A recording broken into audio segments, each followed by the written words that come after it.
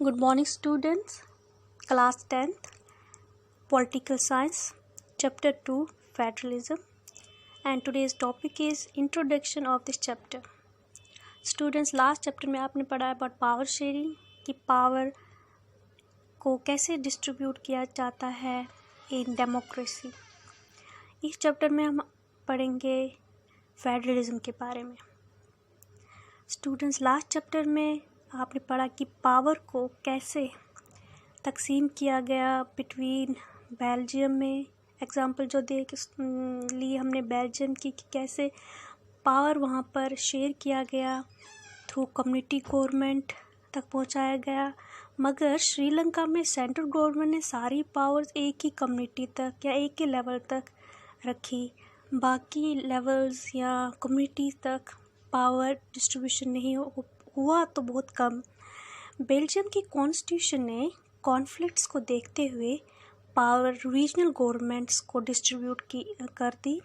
इससे Belgium shift हुआ from a unitary government to a federal form of government, यानी power distribution हुई from central government to next level, state level and local government. वहीं श्रीलंका में आपने देखा कि वहाँ की कॉन्स्टिट्यूशन ने पावर्स अपनी जो उनकी कंट्रीज में जो कॉन्फ्लिक्ट्स हो रहे थे, जो डाइवर्सिटीज़ थी, होते हुए भी पावर का उतना डिस्ट्रीब्यूट नहीं किया और जो पावर्स है वो सेंट्रल गवर्नमेंट तक लिमिटेड रही. ऐसी गवर्नमेंट को यूनिटरी गवर्नमेंट बोलते हैं. तो आपको दो डिफरेंस समझ आया कि बेल्जियम में कैसे पावर की डिस्ट्रीब्यूशन हुई और श्रीलंका में कैसे डिस्ट्रीब्यूशन हुई. तो federalism is a system of government in which power is divided between a central authority and various constituent unit of the country.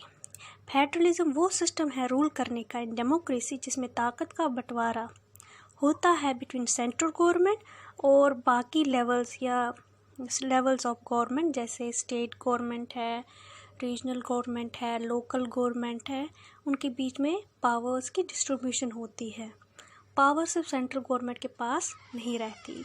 ऐसे सिस्टम ऑफ गवर्नमेंट को फेडरल गवर्नमेंट कहते हैं.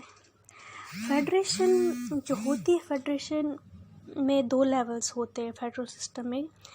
एक होता है, एक वो गवर्नमेंट होती है जो पूरी कंट्री को चलाती है. दूसरी लेवल की वो गवर्नमेंट होती है जो सिर्फ स्टेट को देखकर अपना काम करती है. हर डेमोक्रेटिक कंट्री की कॉन्स्टिट्यूशन ने फेडरेशन में सेंट्रल और स्टेट लेवल के बीच पावर्स को, ताकत को तय करके रखा है कि किसके पास कितनी पावर रहेगी. सेंट्रल गवर्नमेंट के पास कितनी पावर रहेगी, स्टेट गवर्नमेंट या लोकल गवर्नमेंट के पास कितनी पावर्स रहेगी.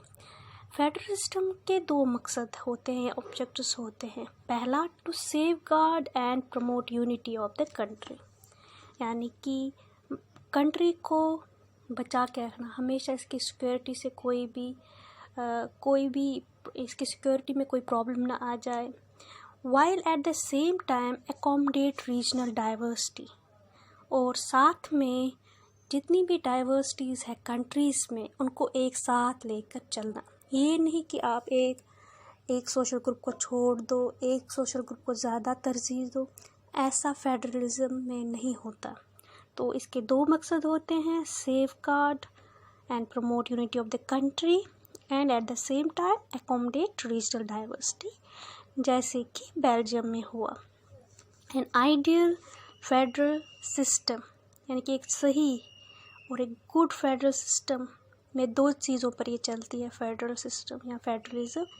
एक होता है म्यूचुअल ट्रस्ट, यानी एक दूसरे पर भरोसा and agreement to live together, और एक साथ चलना, वो उसके लिए जो समझौता होता है. इन्हीं दो चीज़ों पर फेडरल सिस्टम चलती है, यानी कि स्टेट गवर्नमेंट और सेंट्रल की गवर्नमेंट के बीच भरोसा होना चाहिए एक दूसरे पर, और हर मामले में ये एक दूसरे का सपोर्ट करे, यानी कि एक साथ चले हर चीज़ पे, ताकि ओवरऑल कंट्री की डेवलपमेंट हो और साथ साथ जो भी डाइवर्सिटीज़ है कंट्री में वो भी एक साथ चले, उनके बीच में कॉन्फ्लिक्ट्स ना हो.